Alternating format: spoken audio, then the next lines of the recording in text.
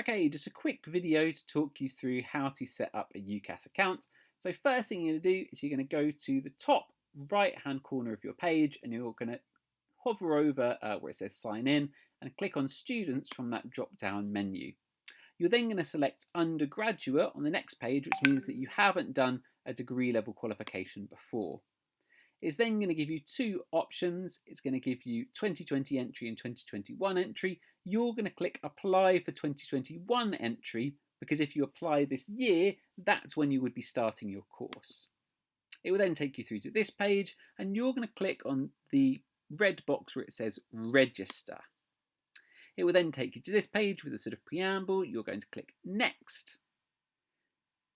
You then have to read through the terms and conditions and click to say that you accept the terms and conditions. You're then going to select your title, so Mr. or Ms. or whatever. Please resist the urge to put, Dame or, Professor. Unfortunately, UCAS is quite unprogressive in the sense that it only has options of kind of male or female. But that's all that we have to work with at the moment. You're then going to put down your first name and you're going to put down your date of birth.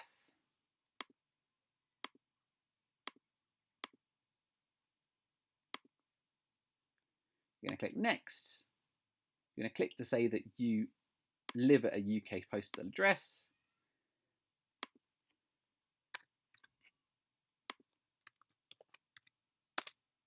You're then going to put down what that postal address is.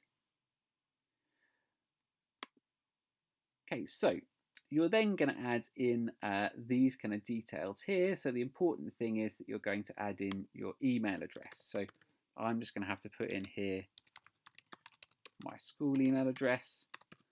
But if you particularly want to put in your private email address, because obviously they will send you all of their information via this address.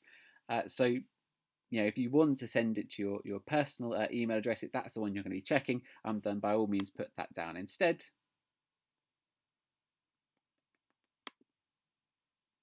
You're then going to need to put in some information. So first of all, you're going to need to come up with a password.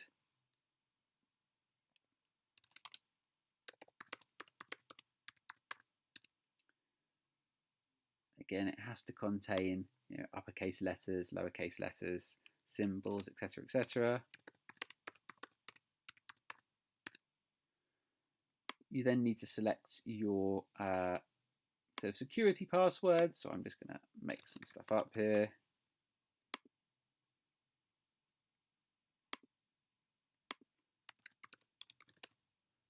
I wish it was a Porsche. Let's see.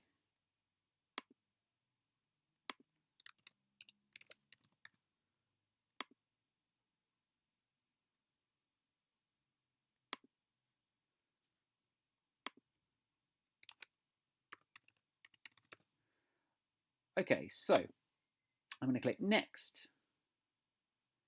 And they'll come up to say that they've come up with a little sort of like username for you. So if you note that username down, you're then going to click login now.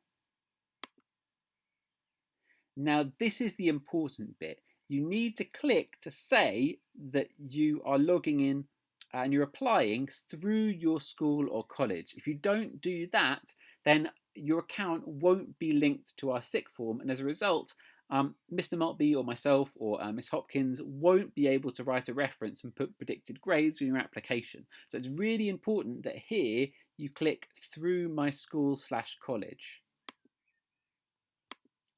It's then going to ask you for this thing, the buzzword. So the buzzword for our school for this year is Maltby Hog 2021.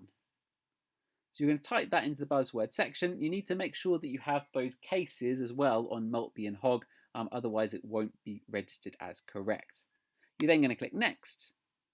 It's then going to ask you whether this is correct. Now, unfortunately, UCAS still haven't updated the name of our SICK form, so it still says that we're Samuel Ward Academy. But you need to click to say that yes, that is correct, because it basically will still link up with what Mr. Maltby and I and Miss Hopkins are kind of doing. So yes, that is correct. Next is then going to take you to your UCAS page. Now you can see here that you can click these different things along the left-hand side of your page and start to input your details. So for example, if I click this one here, you can see I can start to put in my personal details. So I can put in, title, gender, etc. You can also put in things like your choices. That's the universities that you want to apply to. Another important thing here is that you're going to need to put in your education. Now you can see here, you're going to put down what school you've been to. That should be fairly simple. So if you can't remember, you can always look this up. If I go find, I put Samuel Ward Academy, it should come up there. And then you're going to put the dates for when you started at Samuel Ward, and then you'll put the predicted dates for when you're going to finish. So there, you would put down as when you finish August 2021, because that's when you get your results. Don't put down that you're finishing don't put down that you're finishing in July or whatever when your exams finish, because that's not technically when you finish. You're still with us at that particular point. So let's see. So you're going to have to say that you're in a full-time course. But yes, because you will receive, even if you haven't received your GCSE results, you will receive your A-level results with us. So you're going to click Save. It will come up with this little warning to say you've entered a finish date which is in the future, and you're going to click Save because yes, it is where you're going to be it is where you're currently attending. It's then going to give you the option of adding in your qualifications. Now, you don't just put in your GCSE qualifications, but you also need to put in your qualifications that you're doing right now, so your A-level qualifications.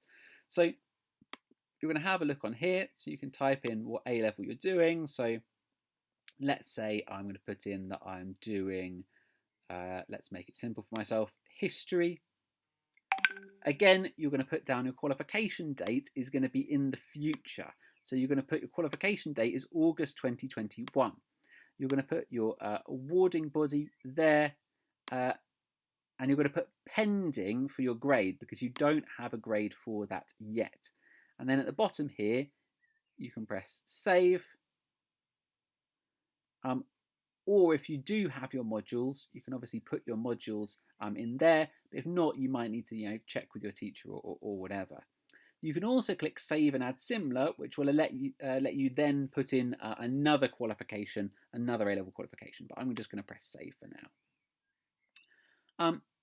The other things to sort of draw your attention to are this section here. This is for your personal statement. So when you write your personal statement and you finished it and you've had it checked by us, you're going to put it into this section here.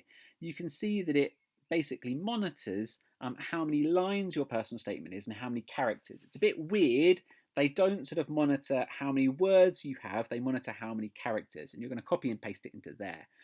Once you've sort of overall kind of like finished and filled in all of these details, you're going to have the option here to pay and send. So when you do finally send off your application, you'll press pay and send, and then that will allow you to input your sort of like details to pay for the application and then send that off. But that should be basically everything that you're going to need to know to get your UCAS account set up and just start to put some information into these sections here.